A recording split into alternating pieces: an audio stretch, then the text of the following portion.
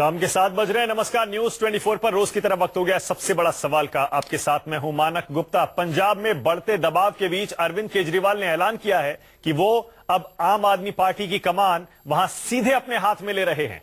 Italy में ही केजरीवाल ने बताया कि वो देश लौटते ही पंजाब जाएंगे और उसके बाद वहां पार्टी की बागडोर खुद संभालेंगे। सब जानते हैं हाल के दिनों में एक के बाद एक आम आदमी पार्टी को झटके लग रहे हैं। पहले पंजाब कन्वीनर सुच्चा सिंह छोटेपुर पैसे लेते कैमरे पर पकड़े गए। उसके बाद नवजोत सिंह सिद्धू ने भी अलग पार्टी बनाने के, अलग फ्रंट बनाने के ऐलान कर दिया। और फिर मंत्री संदीप कुमार के सीडी कांड ने केजरीवाल की मुश्किलें बढ़ा रखी हैं। ऐसे में मिशन पंजाब के लड़खड़ाने का खतरा ही है, जिसने अरविंद केजरीवाल को पंजाब के बारे में यह ऐलान करने को मजबूर कर दिया। इसीलिए हमारा आज का सबसे बड़ा सवाल यही है, क्या दिल्ली छोड़कर पंजाब के सीएम उम्मीदवार होंगे केजरीवाल? और क्या सिद्धू और छोटेपुर के झटके से बैकफुट पर आ गई है आम आदमी पार्टी? इसी पर हम बहस करेंगे, लेकिन बहस करने से पहले आपको सुनवा देते हैं अरविंद केजरीवाल ने यह क्या ऐलान किया है जिस पर यह बहस शुरू हो गई है। जरा सुनिए। मैं 8 तारीख को पंजाब आ रहा हूं। 8 तारीख के बाद 11 तारीख तक रहूंगा। फिर 13 तारीख को मेरा कोई ऑपरेशन है, मेरे को 10 दिन के लिए बाहर जाना पड़ेगा।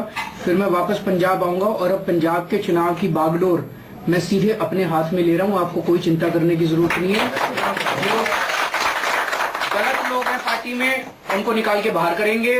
और जो अच्छे वॉलंटियर्स हैं, जो अच्छे लोग हैं, थोड़े बहुत नाराज हैं, अच्छे लोगों से मैं खुद बात करूंगा, उन अच्छे लोगों को मनाएंगे।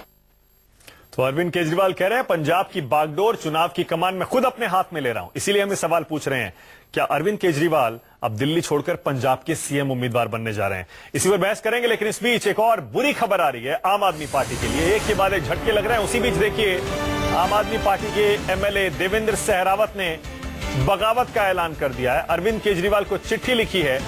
इसमें दिलीप पांडे, संजय सिंह और दुर्गेश पाठक, जो आम आदमी पार्टी के अहम नेताओं में से एक हैं, इन पर गंभीर आरोप लगाए। पंजाब में टिकट के बदले महिलाओं का शोषण हो रहा है। आशुतोष के सिद्धांत पार्टी से मेल नहीं खाते। ये देवेंद्र सहरावत आम आदमी पार्टी के एमएलए हैं।